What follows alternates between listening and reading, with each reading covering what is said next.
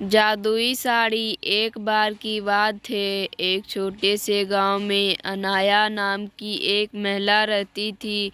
वह एक दयालु और अच्छी इंसान थी जो हमेशा अपने और अपने परिवार के लिए अच्छी चीज़ें चाहती थी।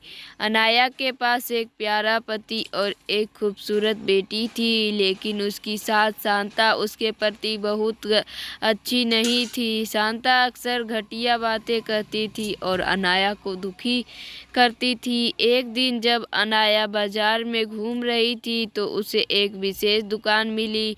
दुकानदार एक बूढ़ा और बुद्धिमान व्यक्ति था। अनाया ने उससे कहा कि वह खुश रहना चाहती है और चाहती है कि उसके साथ अच्छी चीज़ें हो, भले ही उसकी सास निर्दयी थी। दुकानदार मुस्कुराया और उसे एक अनोखी साड़ी दिखाई। उन्होंने कहा कि यह जादुई साड़ी है और यह उसके जीवन में सौभाग्य और खुशियाँ लाएगा। अनाया ने जादुई साड़ी खरीदने का फैसला किया और तुरंत उसे पहन लिया। जब अनाया ने जादुई साड़ी पहनना शुरू किया तो चमत्कार हो गया।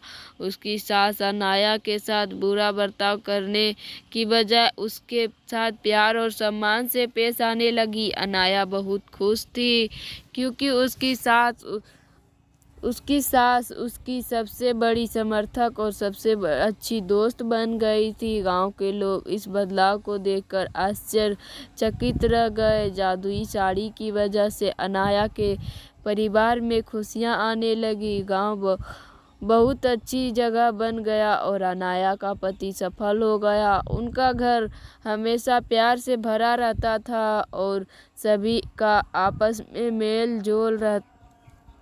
मिलजुल कर रहता था। अनाया की बेटी एक प्यारे और देखभाल करने वाली घर में बड़ी हुई और वह बहुत खुश थी।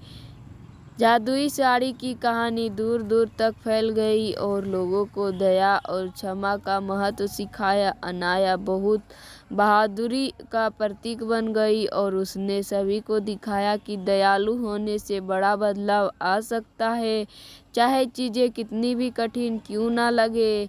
और इस तरह जादुई साड़ी के साथ मिलने वाली अच्छी चीज़ों का आनंद लेते हुए गांव हमेशा खुशहाल रहने लगा।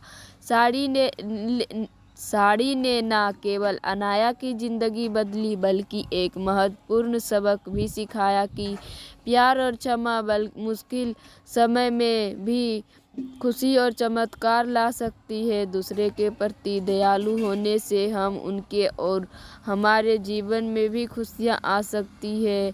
धन्यवाद। अगर मेरी कहानी पसंद आए तो मेरे चैनल को सब्सक्राइब कीजिए, लाइक कीजिए और ज़्यादा से ज़्यादा शेयर भी कीजिए।